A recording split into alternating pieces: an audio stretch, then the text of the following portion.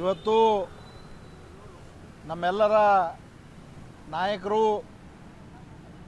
ಹಿರಿಯರಾಗಿರ್ತಕ್ಕಂಥ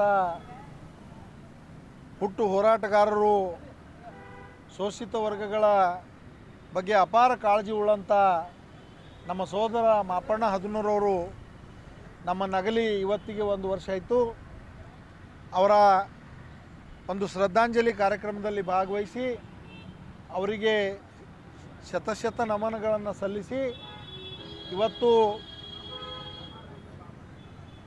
ರಾಜ್ಯ ಮಾದಿಗ ದಂಡೋರ ಸಮಿತಿ ವತಿಯಿಂದ ಮತ್ತು ಅವರ ಕುಟುಂಬದ ಅವರ ಸುಪುತ್ರರಾಗಿರ್ತಕ್ಕಂಥ ಪ್ರಭಾಕರ್ ಹದನೂರ್ ಮತ್ತು ಕಿರಣ್ ಹದನೂರ್, ನಮ್ಮ ಸೋದರರಾಗಿರ್ತಕ್ಕಂಥ ಸಿದ್ದು ಹೊಸ್ಮನಿ, ಚಂದ್ರಕಾಂತ್ ಮತ್ತು ಎಲ್ಲ ಸ್ನೇಹಿತರು ಸೇರಿಕೊಂಡು ಇವತ್ತು ಪರಮಪೂಜ್ಯ ಡಾಕ್ಟರ್ ಬಾಬಾ ಸಾಹೇಬ್ ಅಂಬೇಡ್ಕರ್ ಅವರ ಪುತ್ಥಳಿಯ ಎದುರುಗಡೆ ಮಾಪಣ್ಣನವರ ಒಂದು ಪುಣ್ಯ ತಿಥಿಯನ್ನು ಆಚರಣೆ ಮಾಡೋದ್ರ ಮೂಲಕ ಅವರನ್ನು ಸ್ಮರಿಸೋದ್ರ ಜೊತೆಗೇ ಅವರು ಹಾಕಿಕೊಟ್ಟಿರ್ತಕ್ಕಂಥ ಹೋರಾಟದ ಹಾದಿಯಲ್ಲಿ ಅವರ ಸುಪುತ್ರರು ಮತ್ತು ಸಮಾಜ ಇವತ್ತು ನಡೀತಾ ಇದೆ.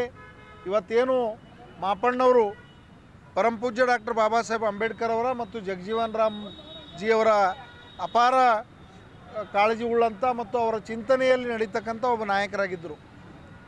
ಮಾಪಣ್ಣ ಹದನೂರವರು ಸುಮಾರು ವರ್ಷಗಳಿಂದ ಈ ಶೋಷಿತ ವರ್ಗಗಳ ಮೇಲಾಗ್ತಕ್ಕಂಥ ಅನ್ಯಾಯ, ದೌರ್ಜನ್ಯ, ಅತ್ಯಾಚಾರಗಳ ವಿರುದ್ಧ ಮತ್ತು ಅವರಿಗೆ ನ್ಯಾಯ ಕೊಡಿಸ್ಲಿಕ್ಕಾಗಿ ಅನೇಕ ಹೋರಾಟಗಳಲ್ಲಿ ಭಾಗವಹಿಸಿರ್ತಕ್ಕಂಥದ್ದು ನಾವೆಲ್ಲ ಅವ್ರ ಜೊತೆಗೆ ನೋಡಿದ್ದೀವಿ. ಜೊತೆಗೇ ಇಡೀ ರಾಜ್ಯದಲ್ಲಿ ಏನು ಒಳ ಮೀಸಲಾತಿ ಹೋರಾಟ ಇತ್ತು, ಆ ಒಳ ಮೀಸಲಾತಿ ಹೋರಾಟದ ಏನು ಆಂಧ್ರ ಪ್ರದೇಶದಲ್ಲಿ ಮಂದಕೃಷ್ಣ ಮಾದಿಗವರು ಪ್ರಾರಂಭ ಮಾಡಿದರು, ಅದನ್ನು ಕರ್ನಾಟಕ ರಾಜ್ಯದಲ್ಲಿ ಮೊಟ್ಟ ಮೊದಲು ಯಾರಾದರೂ ಪ್ರಾರಂಭಿಸಿದ್ರು ಅಂದ್ರೆ ಅದು ಮಾಪಣ್ಣ ಹದನೂರು. ಮಾಪಣ್ಣ ಏನು ಮಾಡ್ಲತ್ತೀನಿ, ಏನು ಆತದ ಹೋತದ ಅನ್ನಂಗೆ ಎಲ್ಲರೂ ಮಾತಾಡ್ತಿರು. ಆದ್ರೆ ಇವತ್ತು ಅದು ಮಾಪಣ್ಣ ಹದನೂರವರ ಹೋರಾಟದ ಫಲ ಇವತ್ತು ನಮಗೆ ಫಲಿಸ್ತಾ ಇದೆ, ನಮಗೆ ಸಿಗ್ತಾ ಇದೆ. ಯಾವ್ಯಾವುದೋ ಕಾರಣಕ್ಕೆ ಅದು ಇನ್ನೂ ಫೈನಲ್ ಮಾಡ್ತಾ ಇಲ್ಲ ರಾಜ್ಯ ಸರ್ಕಾರ.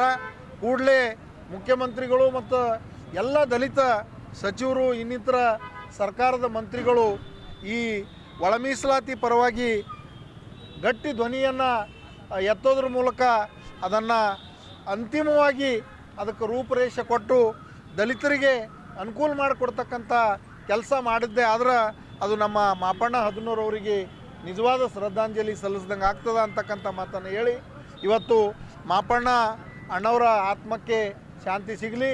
ಅವರ ಹೋರಾಟದ ಹಾದಿ ನಾವು ಮತ್ತು ನಮ್ಮ ಪ್ರಭಾಕರ್ ಮತ್ತು ಕಿರಣು, ನಮ್ಮ ಸಿದ್ದು ಅಣ್ಣ, ಚಂದ್ರಕಾಂತ್, ನಾವೆಲ್ಲ ಸಮಾಜ ಬಂಧುಗಳು.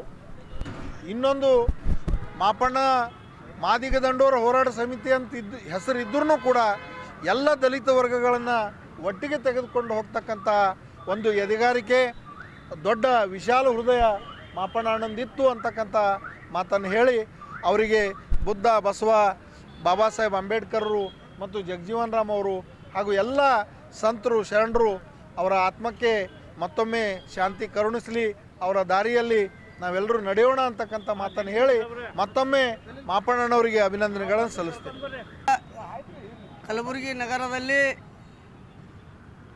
ಮಾದಿಗ ದಂಡೋರ ಹೋರಾಟ ಸಮಿತಿಯ ಸಂಸ್ಥಾಪಕರಾದ ಮಾಪಣ್ಣ ಹದನೂರವರ ಪ್ರಥಮ ಪುಣ್ಯಸ್ಮರಣೆಯನ್ನು ಎಲ್ಲ ಮಾಪಣ್ಣ ಹದನೂರವರ ಅಭಿಮಾನಿಗಳು ಮತ್ತು ಕುಟುಂಬ ಸದಸ್ಯರು ಮತ್ತು ಎಲ್ಲ ಕುಲಬಾಂಧವರು ಮಾಪಣ್ಣ ಹದನೂರವರು ಇವತ್ತು ಪ್ರಥಮ ಪುಣ್ಯಸ್ಮರಣೆ ಅಂತಂದ್ರೆ ಇವತ್ತು ಅವರು ದೇಹ ಮಾತ್ರ ಅಗಲೇ ಅದ.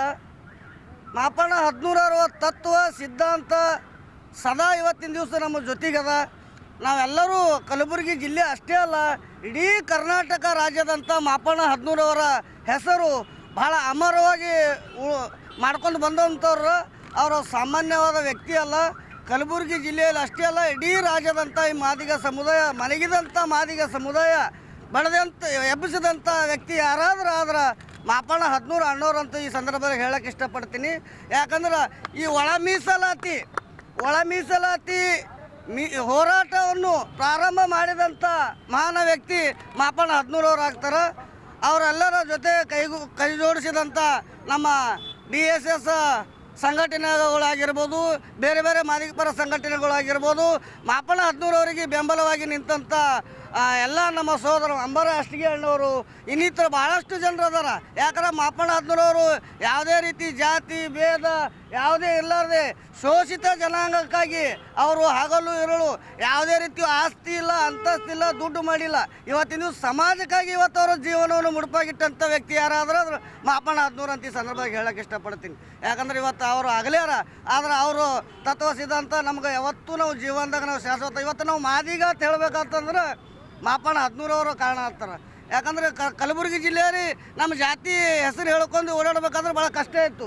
ಆದರೆ ಇವತ್ತು ನಮಗೆಲ್ಲ ಸ್ಫೂರ್ತಿ ತುಂಬಿದಂಥ ಮಹಾನ್ ವ್ಯಕ್ತಿ ಯಾರಾದ್ರೂ ಅಂದ್ರೆ ಅದು ಮಾಪನ 14 ಅಂತ ಈ ಸಂದರ್ಭವಾಗಿ ಹೇಳಕ್ಕೆ ಇಷ್ಟಪಡ್ತೀನಿ. ಮಗ 1997ರಲ್ಲಿ ಮಾದಿಗರಂತ ಹೇಳಲಿಕ್ಕೆ ಅವಮಾನ ಪಡಿತಿದ್ದಂಥ ಕಾಲದಲ್ಲಿ, ಹಿಂಜರಿಕೆ ಪಡಿತಿದ್ದಂಥ ಕಾಲದಲ್ಲಿ ಏನು ನನ್ನ ತಂದೆಯವರು ಒಂದು ನಾನ್ ಪೊಲಿಟಿಕಲ್ ರೀತಿಯಾಗಿ ಒಳ ಮೀಸಲಾತಿ ಹೋರಾಟವನ್ನು ರಾಜ್ಯದಲ್ಲಿ ಇವತ್ತು ಹುಟ್ಟು ಹಾಕಿ ಆ ವಿಷಯಾಧಾರಿತ ಒಂದು ಹೋರಾಟಕ್ಕೆ ತಮ್ಮ ಕಡೆಯ ಉಸಿರಿರುವವರೆಗೂ ಏನು ಹೋರಾಟ ಮಾಡಿ ಹೋದ ವರ್ಷ ನಮ್ಮನ್ನೇನು ಅಗಲಿದ್ದಾರೆ.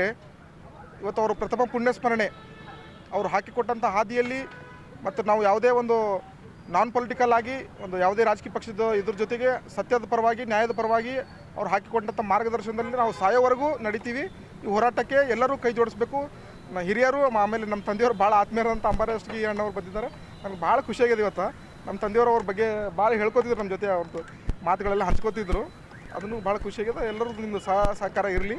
ನಾವು ಇದೇ ರೀತಿ ನಮ್ಮ ತಂದೆಯವರು ಪ್ರತಿಪಾದಿಸಿದಂಥ ಹಾದಿಯಂತೆ ನಾವು ಈ ಹೋರಾಟವನ್ನು ಮುಂದುವರ್ಸ್ಕೊಂಡು ಹೋಗ್ತೀವಿ.